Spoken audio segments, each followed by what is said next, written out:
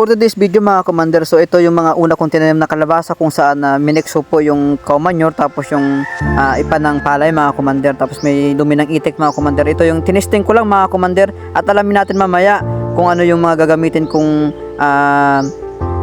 lupa para sa pagtatanim ko muli ng mga kalabasa. Napakatataba niyang mga kalabasa ko mga commander na tinanim. Tara, let's go. Bago natin magpatuloy tayo sa aking video, ayan, paki-subscribe naman po ng YouTube channel ko at ang aking Facebook, Commander Dayubic. Ayun, tara, let's go.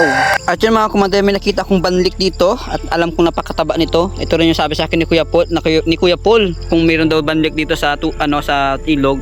So kunin ko daw. At napakataba nito mga commander, oh. Ihalo ko doon sa lupa na pagtatamnan ko ng kalabasa. Yan, oh.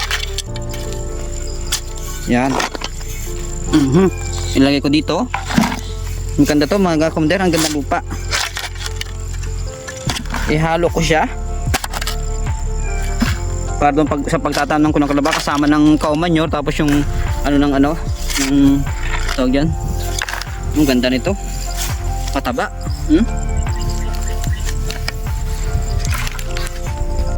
Ang ginawa ko mga commander, nagbutas muna ako. Bali ito, binutasan ko muna ng pabilog.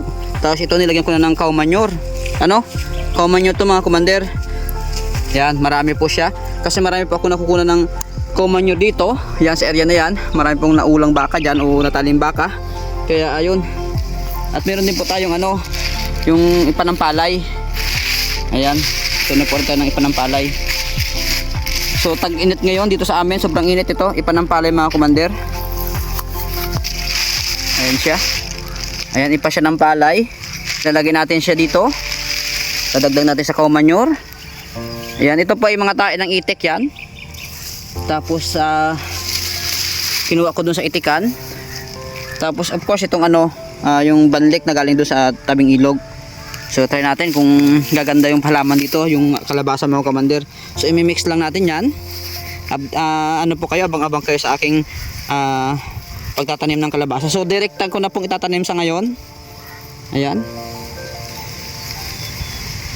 Kasi nga po ay kulang din ako sa at marami ang gusto kong itanim. Sayang at marami pa akong gagawin. Nag-intindi pa ako ng mga manok. Kaya ako ay tawag yan, minamadali ko yung pagtatanim. Although okay na naman siya, so kulang pa. Ayan. Hindi ko alam mga commander kung effective to, kung tagampol na ng tagang organic organic tawag yan na pataba. Ito mga commander.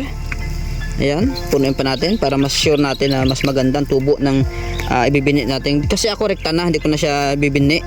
Kasi nga madalian, marami akong gagawin. Para pag halimbawa na tanim ko na lahat ito, ang gagawin ko, dilig-dilig na ako mga commander. Ayan, pinagsama-sama ko tong balat ng palay, cow manure, tapos may ipot ng itik, tapos yung banlik na galing doon sa ilog. So hindi ko alam kung ito ay magiging epekto o magiging mataba mga ka-commander. So ayan, siguro mas better na siguro to. Medyo na siya, o kulang pa, hindi ko alam. Dagdagan pa natin ng lupa.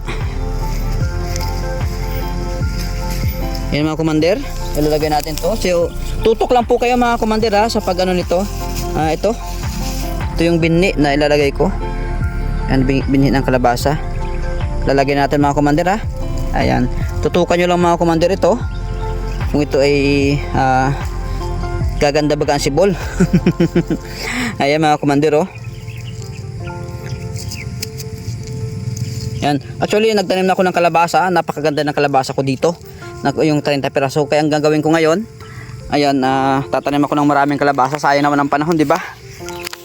Ayan mga ka-commander, kung nakita nyo yung pag-mix ko ng lupa, yung land preparation ko, di ko alam kung i-epekto siya o tataba yung halaman ko dito. Pero abangan nyo po hanggang sa ito ay sumibol, hanggang sa siguro ma-harvest ko.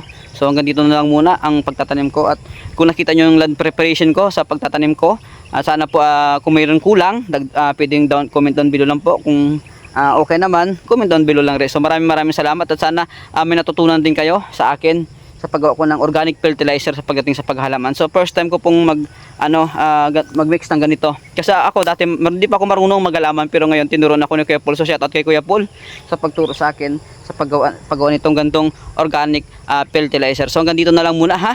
So abang-abangan nyo po hanggang sa magtubo hanggang sa bubunga. So hanggang dito na lang. Maraming salamat.